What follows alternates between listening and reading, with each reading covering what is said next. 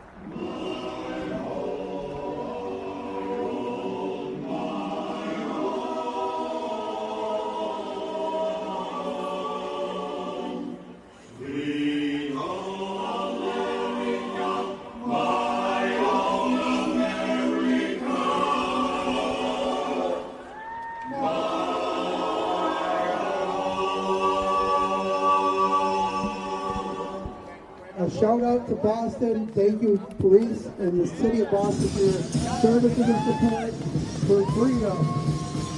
A little bit of freedom right here.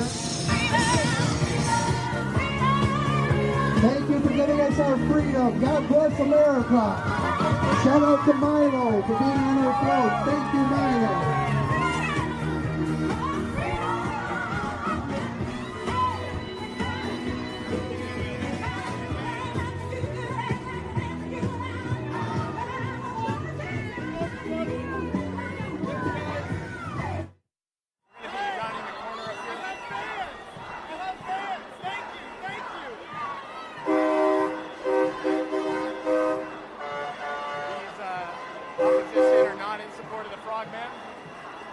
But he takes it as fans anyway.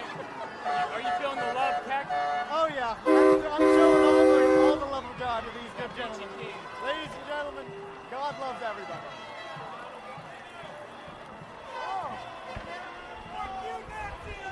Thank you!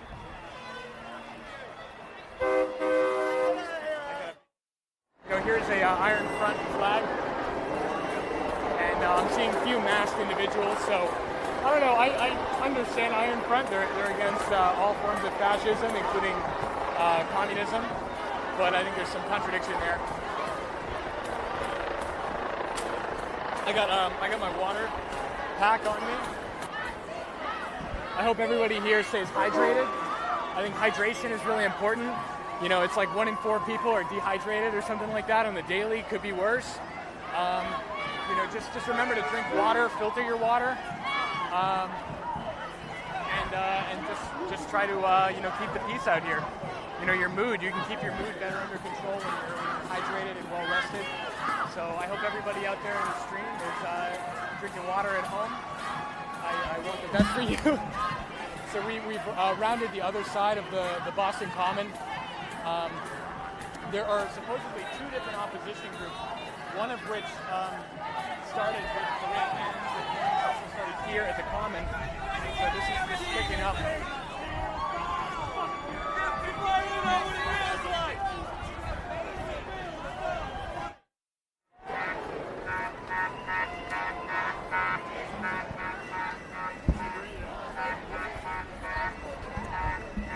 Do you care to comment on Straight Pride?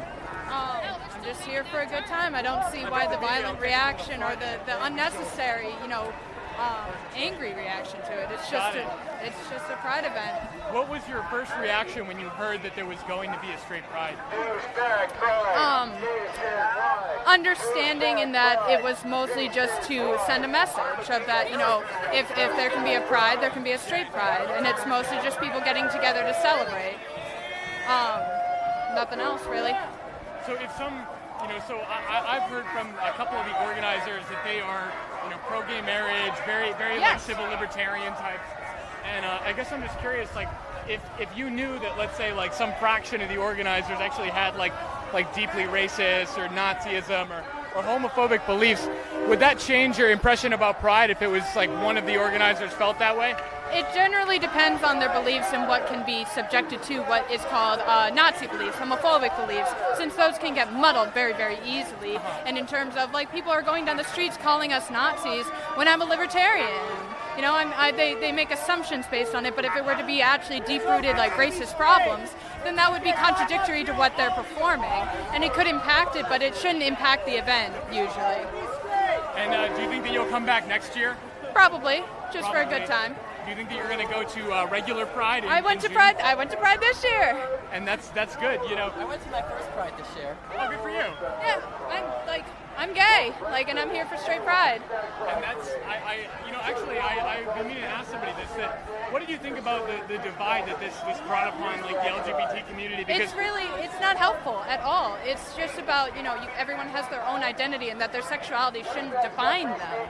You know, if you can go to whatever you want, whether you're gay, straight, bi, trans, it doesn't matter.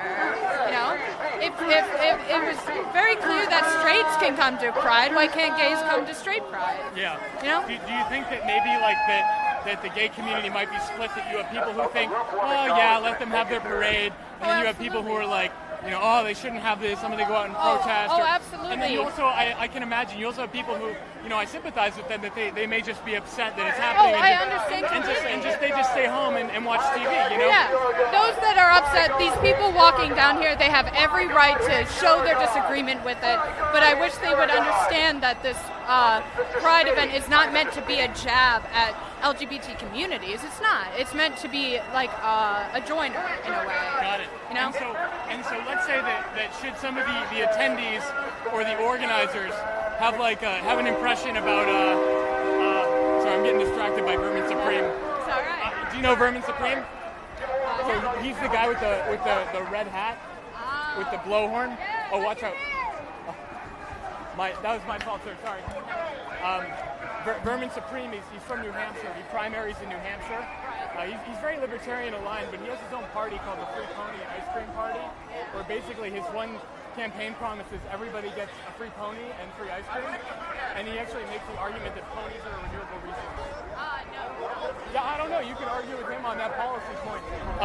But anyway, sorry, where I was going with my question was, so if there is some substantial group of people at this event organizing who think that there is like a gay agenda or a gay, narrative where they're trying to, let's say normalize, homosexuality to an extent that it's like indoctrination. That's not my view.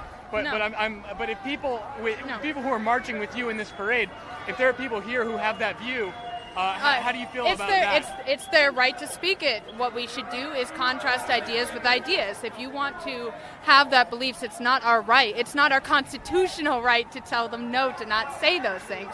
There's a difference between, actionable speak and normal freedom of speech. Got it. And, it's a very different thing for having beliefs to a call to action. And what these people are doing is not calls to action. It's standing up for the beliefs, and they should be debated. Instead of running by and flipping everyone off, they should come in and talk and debate their beliefs and laugh at them. It was like the guy said at the beginning of the march. He said, if someone wants to deny the Holocaust, we should let them speak and then laugh at them. For instance, should there actually be Nazis or people who are with the KKK, you should kind of let them organize so you can point and laugh and you can mock. It's about debating ideas with ideas. We can tell our children that those are the bad people, and if they're visible. By being violent, you're only, or at least having this much of a whiplash response, you're only encouraging them. You're only making them feel like they're being counterculture. In that way, they can reform and kind of grow more in power. It's about debating ideas with ideas, and that's how this country was founded on, is that better idea wins. Got it. And so for people who are in the opposition to this, all these fine folks out here, I'm sure there are plenty fine people with good hearts, and they mean well. What would you say to try to, besides maybe a sort of a given libertarian standpoint, what would you, say ask or tell these people to help them realize that this isn't what they think it is? How would you respond if they had this kind of response to Pride? When they organize in Boston, that, it's okay for you to come out and express yourself and have the right to freedom of speech, and we are simply expressing it, while they also have the right to do that. Right. And see if I can interview some other people, but right. Thank you so much. Yeah, you have a good one.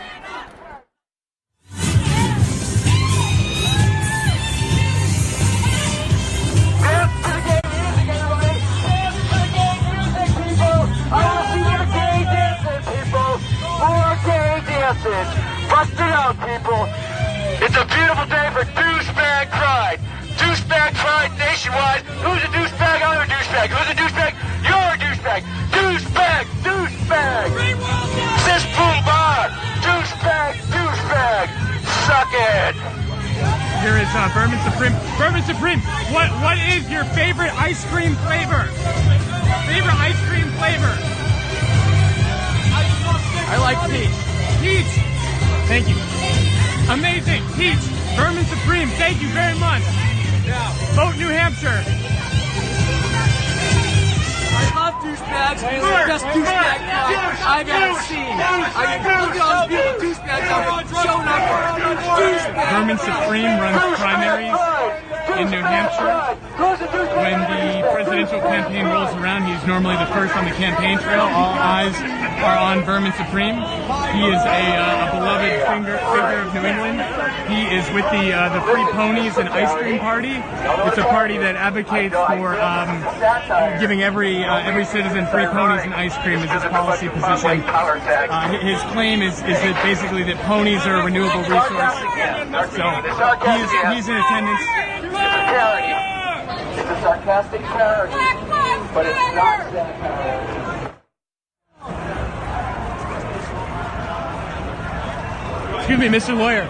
I don't know where we're going. That's okay. I was just going to ask you one question. Is Super Happy Fun America a unique client of yours, or do you serve other clients with this sort of a... I wish I could get more people on the left. I do a lot of law, but I wish I could get more people on the left. But their rights are not being discriminated, so I can't really get them as clients. There's no civil rights lefty guy getting arrested.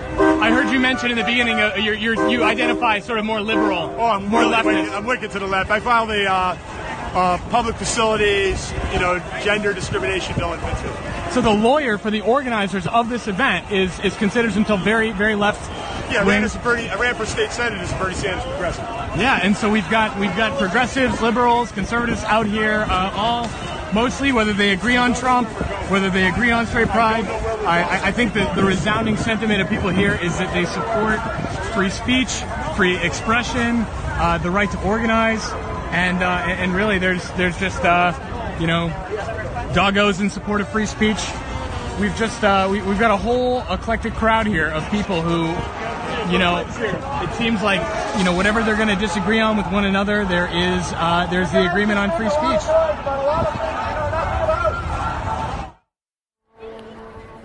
Hi, you two seem to just be walking by. Do you have any idea what's going on today? Yeah. It's the straight pride parade. Okay, what was your first thought when you heard that there was going to be one of these? I thought it was absolutely unnecessary and unnecessarily provocative. I felt kind of similar. I didn't think we needed to have one. It doesn't seem like it needed to be a thing. No, it really doesn't. Have you heard that the people who are organizing it seem to be doing so more so on a free speech basis? Like they're just trying to say, hey, we have the right to do this, and so we can. I'm sure anybody in opposition has the right to oppose as well. Yeah, those are both true statements. They have the ability to say what they want to say, and other people have the ability to call them assholes for it. Do you think that there's anybody in this event that doesn't understand the concerns of the gay community? Are they, do you think that they're bad actors, or do you think that there are some okay people in this parade who just find people on both sides? You mean? No, you could put it that way. That's maybe not my wording. I wouldn't put it that way. No, I think the organizers of a straight pride parade missed the point, and I think it's a reactionary approach that is not about celebrating pride in any particular thing, but it can't be interpreted as a straight pride parade. It's an anti-gay parade. How would you feel if this ended up being like an annual thing, like if this happened every year or two? I would be annoyed because my city is shut down for a group of maybe 100 people who wanted to have a parade for something stupid. Got it. All right, hey, thanks for talking to me. No problem.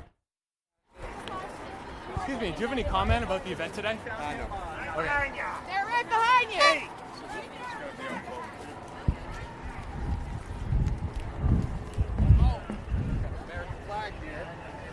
Do you guys have any comment about the event today?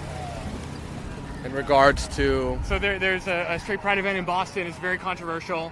Why is that controversial? It's because the people think that it's an anti-gay event. It's not. Got it. But I see a lot of people with masks and backpacks, and they look pretty violent. I don't think they're practicing the love they preach. Got it. Well, all right, I had to keep running. Thank you.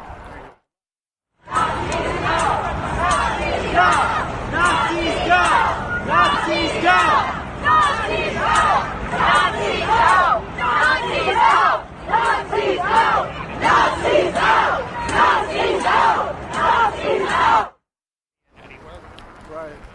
Just send them around.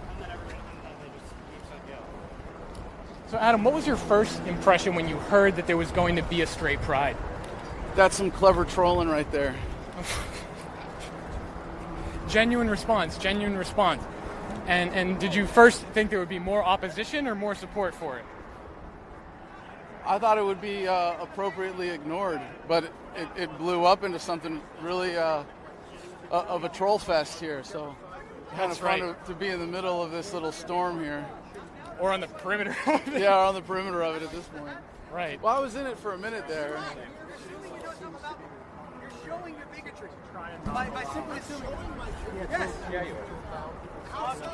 God bless you, man. So are you finally letting people in this side? Negative. We're waiting. It's been shut down. I know. I do not. The commander We or just told somebody. to shut down this gate. Okay, that's fine. They're all You set. are. Because you judge people. You judge people on their outward appearance. It's bigotry. We don't know which way. Show you. I'm on the website. Well, at least we didn't go too further. Adam, let me ask you another couple policy-based questions. So, how do you feel about hydration and the state of people being dehydrated in America? Do you think it's a problem? Actually, yeah. I mean, I don't know how serious of a question that is, but I could take it seriously or not. I suppose, I've been some kind of athlete or wannabe athlete my whole life, and I take hydration very seriously, having been in combat in the desert as well, and it is one of those things that you can't live without it. That I think Americans should take more seriously in their health, and that really it's sodas, Coke and Pepsi, and corruption of schools and getting sodas in kids' hands. That's But Adam, getting people away from just drinking water. But Adam, did the free market itself not popularize the sugary drinks? I mean, no. Oh no, it was corporatism. What can solve? Okay, it wasn't. It was. I mean, certainly, you can say that market forces were a part of it, but the outsized effect was the product of corporatism. It's a great answer, Adam. Great answer. Is that all you're? But yeah, it's what did you think of 2017 August Free Speech Boston? Did you take note of that event? Oh yeah, absolutely. That was the scene with 40 people in a gazebo in the middle of a wide open field with Shiva Ayyadurai. Are 40, you familiar? Yes. You should be familiar with yes. Shiva Ayyadurai. Yeah, if you don't know the man. we've chatted. He's a cool dude. So it was really interesting. See this? Okay, look at where we are. This is way more interesting. This is the real scene. We made it. This is what this has devolved into. We are here. All of that opposition for this renaissance of culture. This is it's the same thing. More counter protesters than protesters. Similar to the free speech rally. At least I feel safer inside.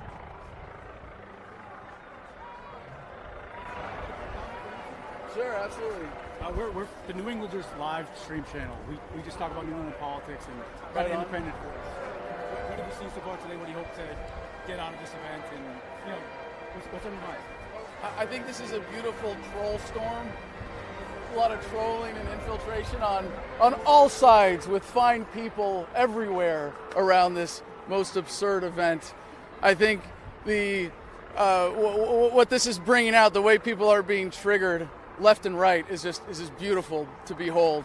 And I think what these event organizers have done, to give them credit for telling a joke that I wouldn't tell, is that they have hosted a giant neon ink blot, like a Rorschach test, and everybody gets to project their own bullshit and psychoses and problems onto it, and it's just beautiful to be invited to be included in that and get to throw out my own little bit of the ink blot today. So we're going to have some fun. I'm really looking forward to speaking.